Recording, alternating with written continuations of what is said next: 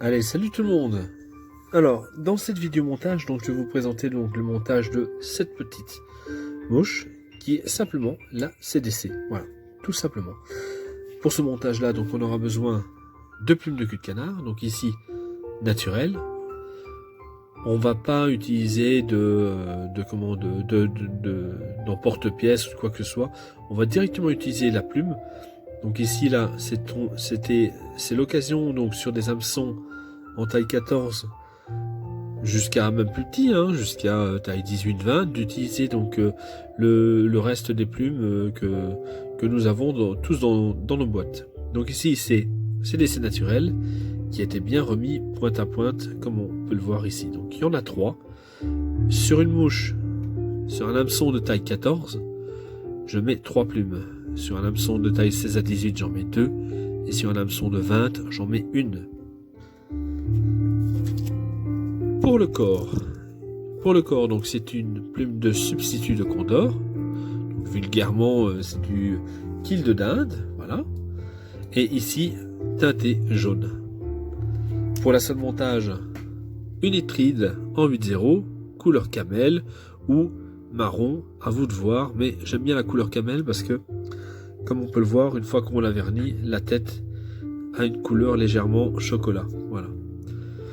De toute façon, la couleur de votre sol montage n'apparaît qu'en fin de montage et, comme on peut le voir, pas sur le montage de départ.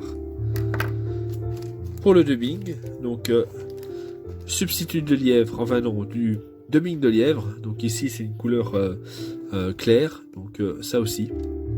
Voilà, dubbing de lièvre clair. Alors tous ces produits-là, donc, ce sont des produits que vous pouvez acheter chez notre sponsor, donc chez Biron Média. Voilà, donc chez Alain Biron. Voilà, je mettrai le lien dans la vidéo. Donc pour ce montage, un hameçon en taille 14. Alors le principal c'est qu'il ait une hampe assez courte et pas une hampe longue, hein, surtout. On va commencer les enroulements. Alors vous pouvez voir que je ne commence jamais mes enroulements en tête. Je commence toujours aux 2/3. On va couper l'excédent.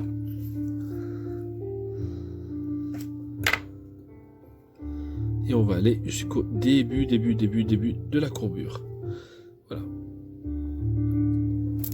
On va prélever une plume. Donc ici, plutôt un quille, voilà. On va tirer dessus, hop. On va couper cette partie-ci. Alors comme le corps va pas être long, on va pas commencer par le petit côté, on va commencer par le gros côté. Alors la question, c'est toujours de savoir sur du substitut, comme ça. Les gens se plaignent souvent que le corps n'est pas vraiment visible. La petite astuce en fait, c'est de ne jamais, si vous voulez avoir votre corps qui soit visible, fixer par le côté bombé vers la hampe. Donc le creux jamais vers soi. Donc il faut avoir toujours la partie bombée de la plume vers soi. Pourquoi? Parce que quand on va la prendre et l'enrouler, elle va se vriller et elle va s'écarter. Donc on est parti. On fixe bien par la pointe.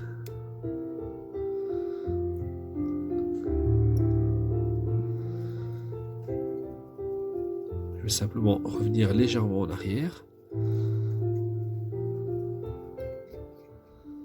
Voilà. Et on va maintenant prendre une pince.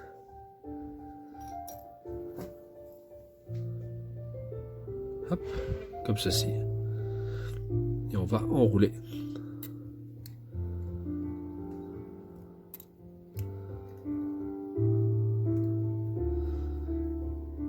Voilà, et là on voit que le corps apparaît.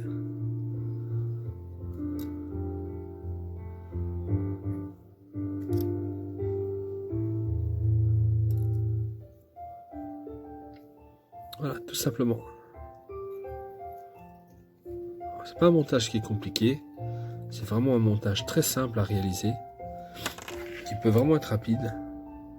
Alors si vous voulez avoir un effet complètement différent, vous mettez donc le kill côté bombé vers la hampe, et là vous allez avoir un phénomène qui va s'aplatir. Ça va être complètement différent.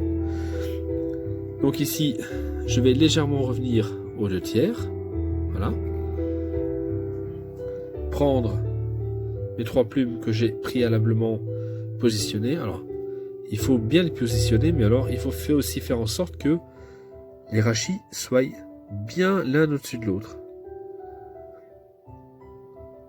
Comme cela.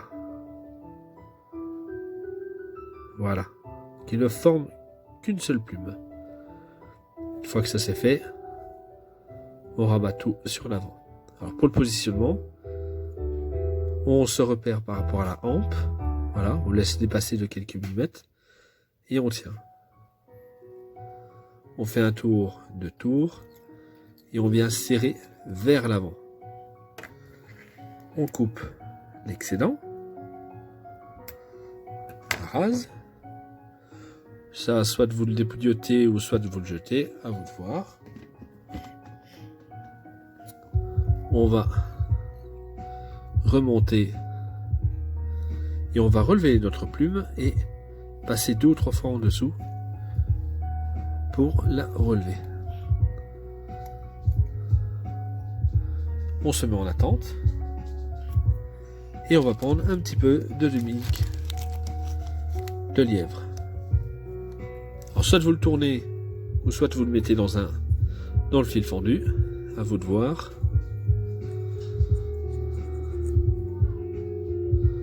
Moi je vais le mettre dans un fil fendu. Alors, la différence ça va être quoi? C'est que le montage du dubbing va être aéré. Tout simplement.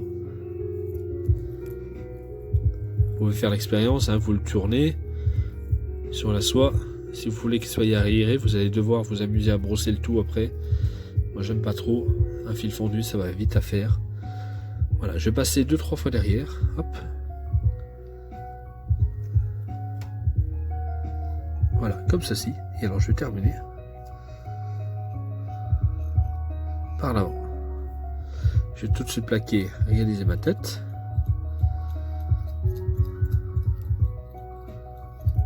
Petite tête bien ronde. Voilà.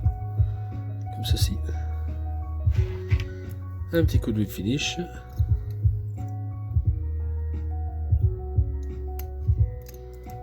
Hop, une fois. 2 fois. Hop, voilà. On va couper l'excédent.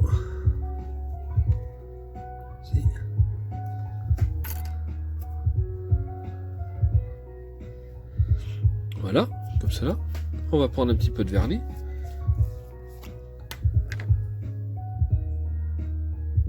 Alors ici, moi, c'est du vernis UV que je vais mettre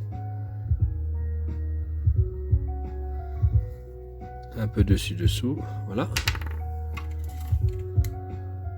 Et le montage est terminé. Alors si j'avais envie de rectifier un peu, si on voulait, donc là on voit bien que la plume elle est bien positionnée ici sur l'arrière.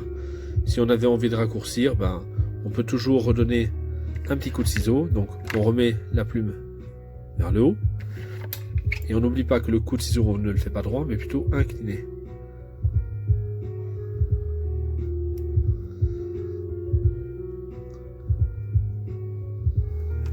Voilà, tout simplement. Mais c'est pas une obligation, hein. Si vous avez bien positionné votre plume au départ, il n'y a pas de souci, hein.